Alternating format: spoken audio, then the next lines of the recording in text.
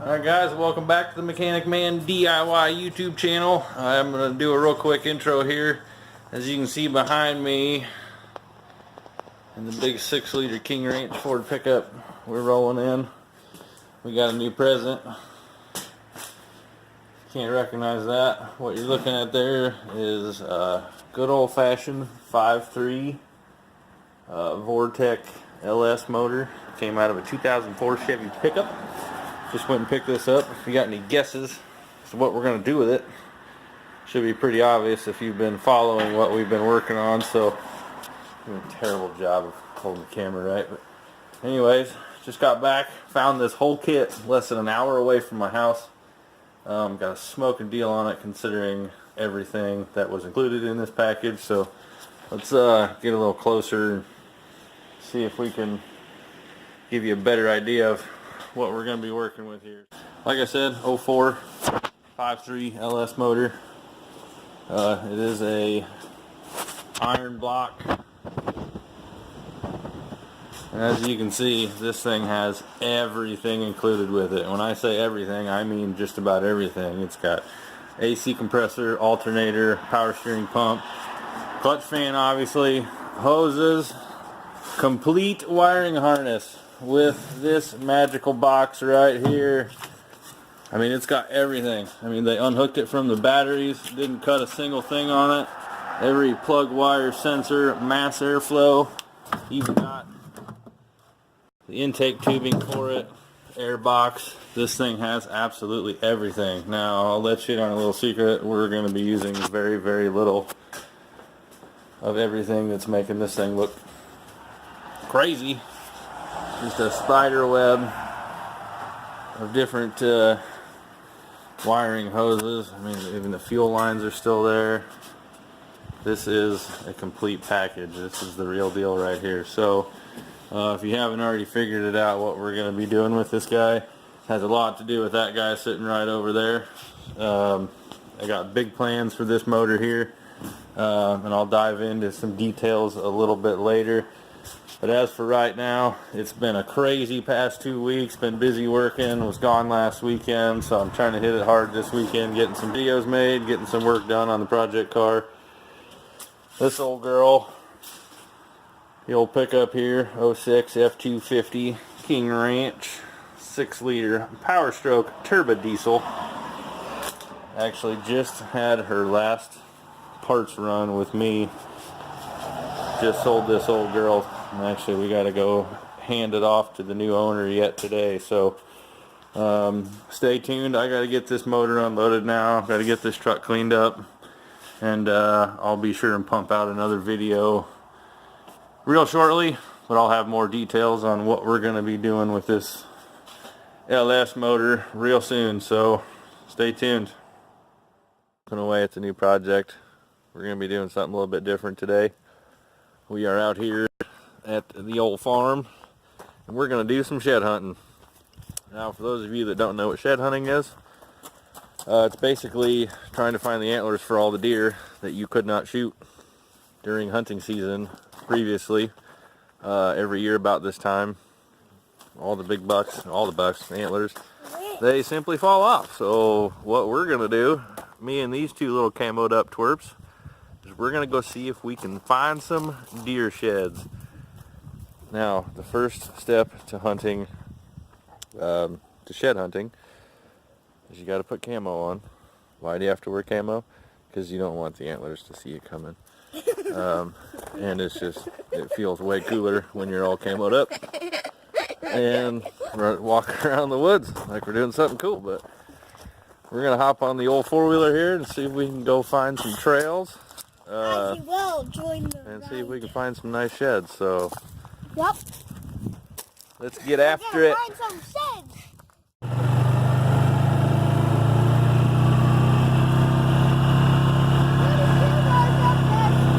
Coach's camera. See the camera. A little sloppy out today. A little chilly too.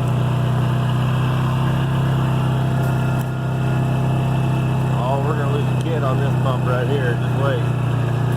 Zanny's falling off. Oh, he made it. Go up here a little ways. I hop off and start walking, see what we can find.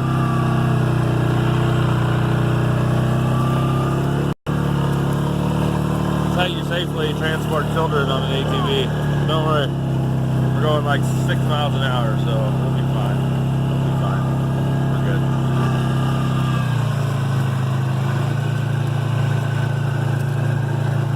Yeah, buddy. See anything?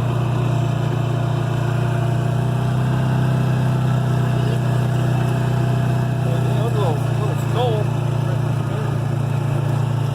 I can't even stop the camera. My hands are cold.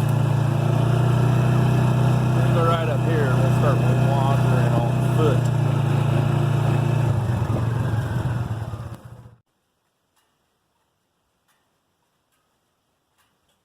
Well, we made it back to the cabin, if you will. Actually, we didn't find anything. Little kids entertained out in the woods is a little bit tough, but we definitely had some fun doing it. A lot of shenanigans. We spent a lot of time going from place to place to place on the four-wheeler, which, you know, I think was actually pretty fun too, but we did not find any sheds. So we're going to get cleaned up, we're going to get some food, and actually we're going to go back to the garage and start working on cars again. So, alright guys, we're back here in the garage.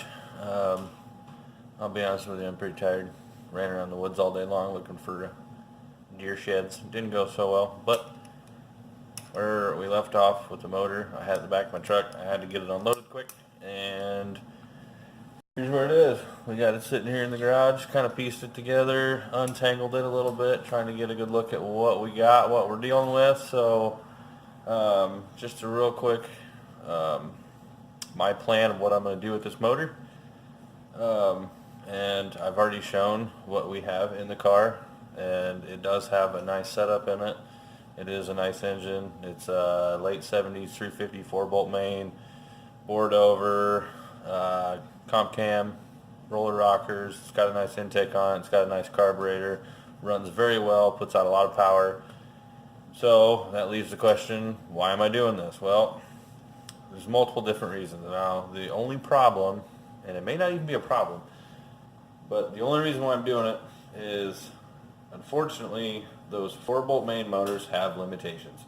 They can only handle so much. And where I want to be with this car and my build, I want it to be higher than that. In addition to that, I can't discount the fact that the whole point of this build is that we are still planning on flipping this car. So, with that being said, when I'm making choices in the way that I'm going to build this car, I have to keep in mind what is something that I can still sell and that would be appealing to somebody else. But again, I don't want to completely do it and make it too unique to where there's nothing left for a new owner to do to the car to improve it, make it better, make it their own. So I've always wanted to do an LS swap, and I know it's kind of like everyone with Cummins. Everyone wants to put a Cummins engine in everything, which, I mean, it's cool, but the LS swap, you know, it's kind of old news. It's not original, but the thing of it is, and there's no getting around it, the LS platform is an absolutely rock solid engine that GM put together. It is far stronger than any 4-bolt main in stock form, and it is cheap. You could buy these things super cheap. They're a dime a dozen, and they're really versatile. There's many different things we can do with it. So when I first got this motor, you know, again, I want the bottom end strength. So we can throw nitrous, we can turbos, supercharge, whatever we want to, and this engine is going to fare so much better at handling that additional power. Now, we could do that to the engine that's in the car now, but the problem is we're going to end up running over a crankshaft. It really needs to be beefed up more. The engine that's in this car right now is perfect exactly the way it sits. For me, that's not enough. So the engine in the car's got to go. We're going to build this LS. So what I've got here, again, it is a 5.3 that I was told that was out of an 04 half-ton pickup. It's got 862 heads on it, which aren't the best, but they're decent. It is an iron block. I did already do a little identification work to it to make sure that it is what it is. I didn't pull this engine, but we're going to do a walk around real quick. I'm going to show you everything that it came with. And I'm telling you, I got a smoking deal on this. It's super great. Let's go take a look. We'll go this way. I know we already did a brief look at it when it was still in the back of my truck, but again, I got it laid out here, sitting on the pallet on the cherry picker. I did kind of untangle it a little bit, found some of the, you know, the wiring ends and all that. Pop this guy off. This thing is absolutely 100% complete. As far as what we need anyways. It's got, you know, it is out of a truck, obviously. It does have the truck intake on it. This thing has all the accessories. I mean, it still has a belt on it. Now, when I bought this engine, I did inspect it a little bit. Obviously, the first thing I did was just grab the flywheel and made sure it turned, you know. As long as it's not completely stuck, you know, it can be fixed and can be fixed pretty cheap. Now, ideally, we want it to be like, plug it in, put fuel in it, and fire it up. Well, it's going to be a little bit more difficult than that, but I think we got a good motor here. I did, down here, pulled this spark plug out, shined a flashlight in there just to kind of see what it looked like inside. The cylinder walls were still shiny, and also when I had this opened up, I turned it over until I could see the top of that piston, and it does have a dished piston in it. Now, from what I've read, well, almost one of the only ways to quickly identify 4.8 versus 5.3, which you can see we got the casting on the back there, 4.8, 5.3, because it's the same casting block, is by the pistons. The 4.8s are going to have a flat top piston, or this, you can't see anything, but it does have dished pistons in it. So this is a 5.3 engine, which I think is an LM7, if I'm not mistaken. I only know what I read, so if you haven't already noticed, I'm a Ford guy. So what I'm going to do with this car, what I'm going to do with this engine, my original plans, and you may think this is somewhat crazy, but was to get rid of all of the craziness on top of this motor, the intake, the fuel rails, all the wiring, every bit of it, and actually put a dual plane intake on it and keep my carburetor that is on the car now and run this thing carbureted. Now, I feel like it's not, you know, a lot of guys do it, they go carbureted, but after a lot of going back and forth and trying to decide, I have made the final decision that we are going to stick with fuel injection. Now, if you know what you're looking at and you're looking right here, you notice something's missing. There's no cable. This is a drive-by wire, which in my world is no good. Now, there's tons of arguments back and forth.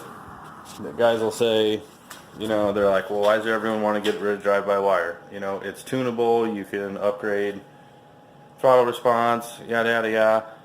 Well, it's one more thing I don't want to deal with. In fact, I'm not going to use this wiring harness on this engine. Now, I've seen videos already of guys, they take these full complete wiring harnesses, they transform them to a standalone unit because they don't need the transmission, and we don't need any transmission controls because we're going to bolt this up to a turbo 400. So I don't need any of it.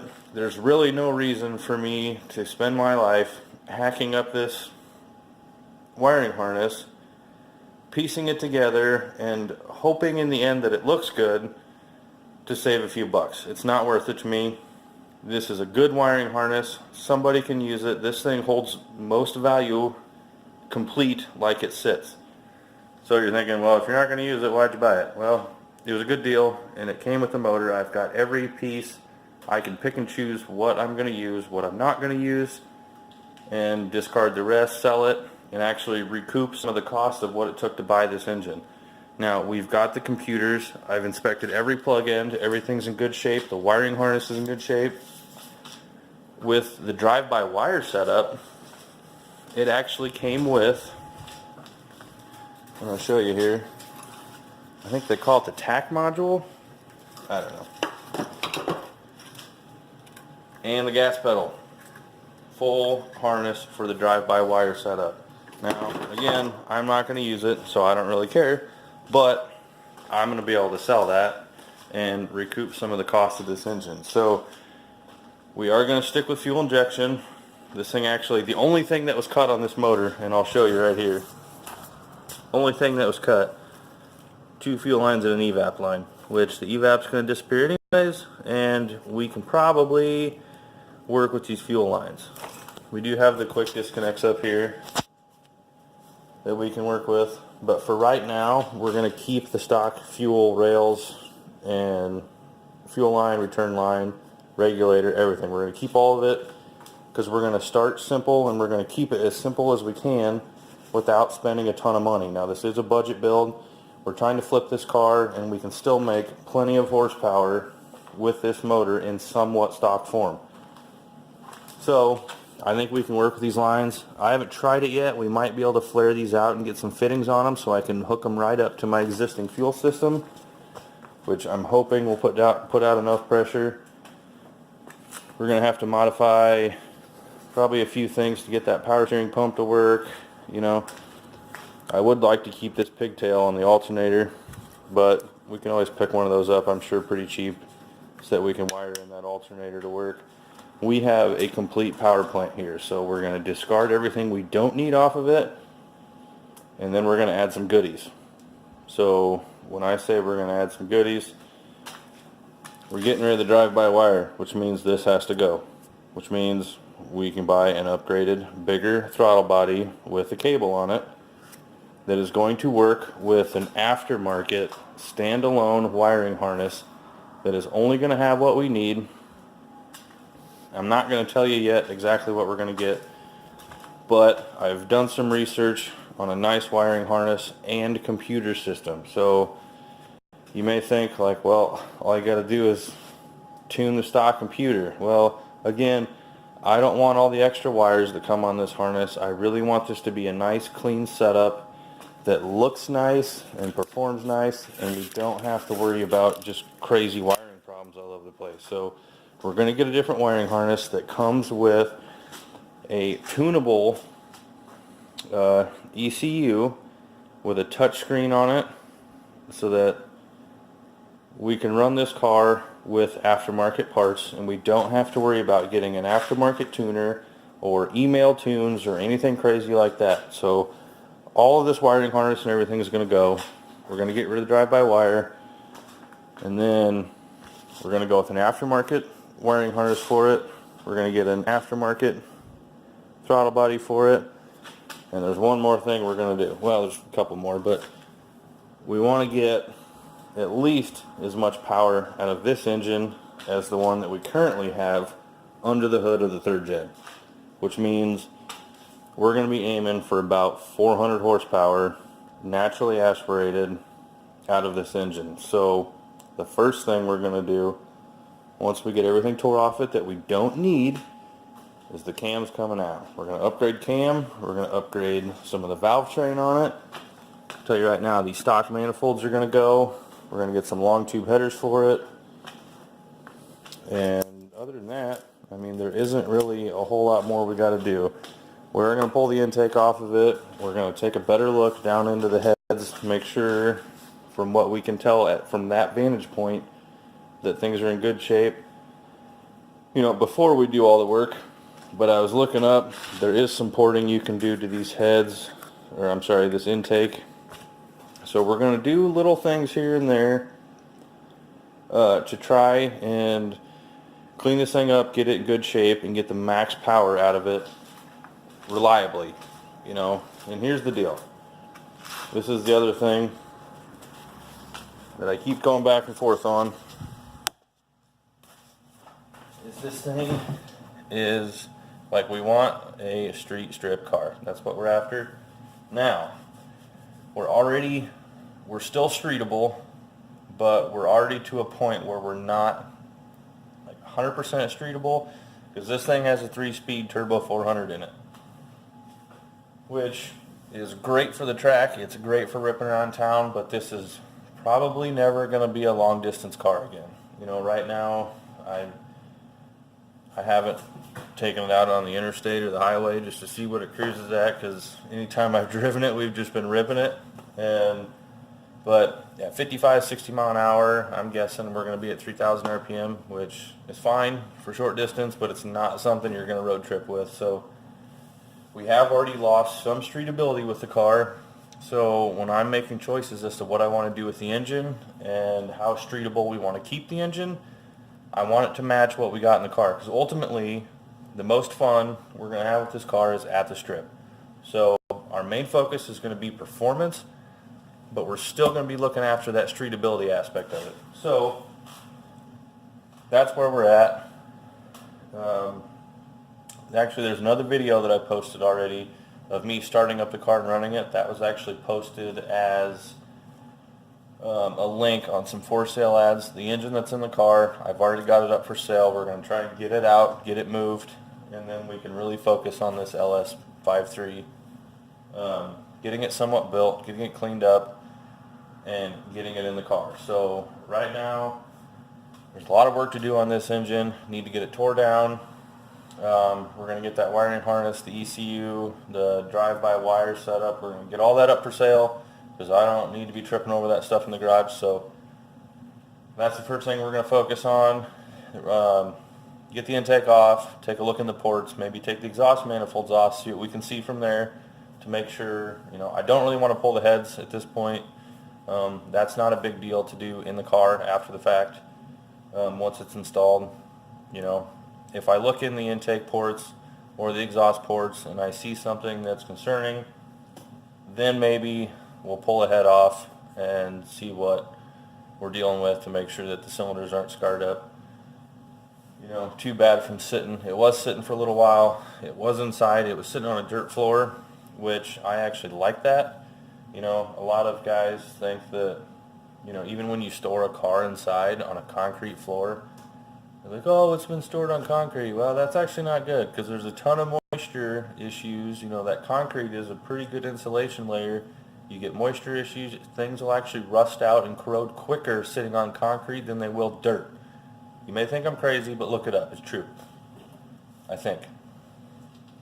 So anyways, it's been a long weekend. I've been trying to buy this motor for 2 weeks now. Finally was able to meet up with the guy. It was an hour away from my house. Super great. We got a great deal on it. But I got a ton of work to do. It's been a long weekend. So I'm going to cut you off right there.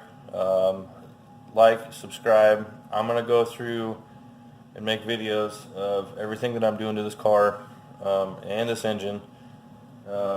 We need some adapter plates. We're going to need some different motor mounts for it. There's going to be a ton of different things we're going to have to do to make it work in this 3rd Gen Camaro, which is what we're going to do. We're going to get it done. I'm excited. This thing's going to rip. It's going to be a great platform to work off of. I got about a month until the local track opens up, so we're going to have to hit it pretty hard to get this thing done. So stay tuned. If you guys have any recommendations or comments or advice for me, drop it down in the comments. I want to hear your opinions on what the best thing to do with this motor. Now remember, we're on a budget. We're not building a show car. We're not building a 7-second twin turbo supercharged with 300 shot of nitrous car. I mean, that'd be cool, I know, but we're going to start small. We're going to get it naturally aspirated going in the car, and then we're going to slowly build our way up, assuming someone doesn't buy it first, because everything's always for sale. So anyways, thanks for watching. If you like that bit of us out shed hunting today, we didn't have any luck, but if you've never done it before, get out and try it. If you don't find anything, it's still a good time. It's nice to get out in the woods and go run around and have a good time. So anyways, we'll see you next time. Thanks for watching.